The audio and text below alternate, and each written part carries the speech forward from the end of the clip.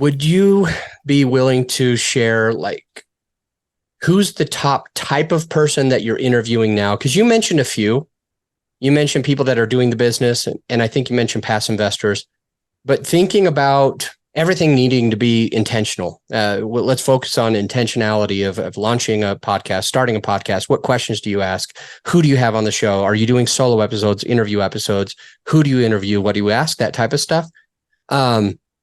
What is the new way and how is it working for you? So as far as the type of people that I interview, that's changed a bit over time. From time to time, I'll have people who focus on passive investing on the show, but they're a bit harder to find than people who are more active, simply because the people who focus on passive investing, they might be doctors, lawyers, other high-paid professionals who are already really busy and don't gain any value from being a guest on a podcast. All of my passive investors, if they really wanted to come on the show, I would have them on, but I'm certainly not reaching out to my investors to use their time on my podcast, if you will. But again, if any of you listen to the show and you really want to come on, I'll have you on. I'm not saying I won't, but it doesn't seem like a great use of their time. So talking with real estate investing professionals, when you get into this space and you're kind of desperate for guests, if you will, especially when you're getting a show going and you don't have much of a footprint, you can feel desperate to get guests. And sometimes when you have a higher volume show, like I would say I have a kind of higher volume show, when the recording backlog gets a little thin, it can get a little hectic to try to find guests, but nothing like it was before. You can start to stretch a little bit. So one topic that I've really tried to get away from as much as I can is infinite banking, or, whole life, high cash value insurance. Not because I think there's anything wrong with that strategy or that service. I just think there's a lot of bad information out there from folks who may be well-meaning, but aren't particularly scrupulous in the way they sell their product, which is an insurance policy, essentially, with a pretty enormous commission on the back end that the salesperson sees. And so that's something that I've really cut back on. If I have a compelling guest that I feel represents the product responsibly, then I'm willing to have them on. But I think far too many folks in that industry say, well, buy my insurance policy and you will be a Rockefeller, or they very heavily imply that. And that after a few times, I was like, all right, I'm sick of this. I don't need to have these guys on the show.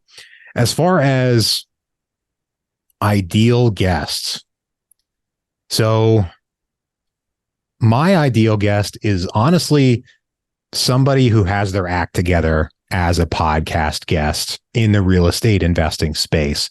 And that sounds like a low bar, but it's really not. It's difficult to be an interesting podcast guest and to know what you can talk about at length in an interesting manner to guests, and to also express that to a host like myself, so that we're on the same page right when we get started, and we all know kind of where these lessons are going and the right questions I can ask and things you'll have, answers to. So in the real estate space, we talk about pretty much every kind of real estate investing, including, for example, flips. Now, I am not a proponent of flipping as a way to generate passive wealth. It is certainly a viable way to make a lot of money in real estate if you know what you're doing, if you're in the right market, checking all the boxes. If you're in real estate, people who are making a lot of money flipping houses. But it is definitely not passive. The tax code reflects that. Go meet successful flippers. For the most part, it's their business, right? It's not a passive cash flow machine. Some turn it into that, but the vast majority don't. But if I have somebody on my show who's a flipper, I'll share my opinion, but then open it up, hey, tell me what you think. Would you agree? Would you disagree? Let me know your perspective.